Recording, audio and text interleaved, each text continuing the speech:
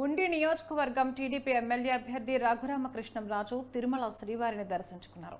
తమ కుటుంబ సభ్యులతో కలిసి తిరుపతి బాలాజీ ఆలయాన్ని సందర్శించిన ఆయన స్వామివారికి ప్రత్యేక పూజలు చేశారు.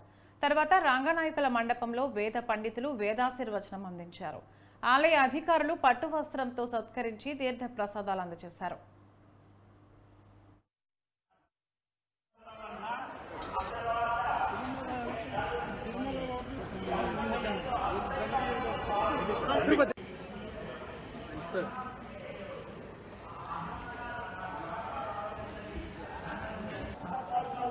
ఎన్నికలు ముగిసిన తర్వాత స్వామివారి దర్శనం కోసం ఈరోజు ఇక్కడికి రావడం జరిగింది. అభిషేక దర్శనం కుటుంబంలో సహా చేసుకోవడం జరిగింది.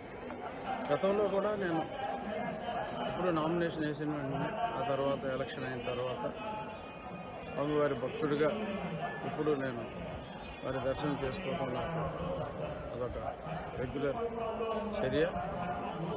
ఈ సందర్భంగా ఆంధ్రప్రదేశ్ రాష్ట్రానికి మంచి రోజులు రావాలని గౌరవనీయులు నారా చంద్రబాబు నాయుడు గారు ముఖ్యమంత్రిగా ప్రమాణ స్వీకారం చేసి ప్రజల కష్టాలన్నీ తొలగి మంచి చక్కటి వెల్ఫేర్తో పాటు అద్భుతమైన అభివృద్ధి దిశగా ఆంధ్రప్రదేశ్ పయనించాలని మనస్ఫూర్తిగా స్వామివారిని వేడుకోవడం జరిగింది. జగన్ గారు 150 పైన వస్తాయి గుళ్ళు అవసరం. మాకు 125 నుంచి మినిమమ్ 150 టచ్ అవ్వచ్చు. ఉన్నాయి 170 సీట్లు కాబట్టి జగన్కి 25 నుంచి ఒక 40 వరకు రావచ్చు అని నేను ఖచ్చితంగా చెప్పగలను. నా మాట నిజం అవుతుందా, జగన్ మాట నిజం అవుతుందా, 4వ తారీఖు మధ్యాహ్నానికి మీకు అర్థమవుతుంది. ఖచ్చితంగా నా మాటే నిజం అవుతుంది. ఎందుకంటే స్వామి సన్నిధిలో నేను చెప్తున్నా, స్వామి సన్నిధిలో అతను చెప్పలేడు. ఎన్నికలు ముగిసిన తర్వాత స్వామివారి దర్శనం కోసం ఈరోజు ఇక్కడికి రావడం జరిగింది.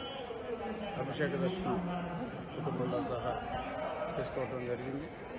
గతంలో కూడా నేను ఇప్పుడు నామినేషన్ వేసిన వెంటనే ఆ తర్వాత ఎలక్షన్ అయిన తర్వాత స్వామివారి భక్తుడిగా ఇప్పుడు నేను వారి దర్శనం చేసుకోవడం నాకు అదొక రెగ్యులర్ చర్య.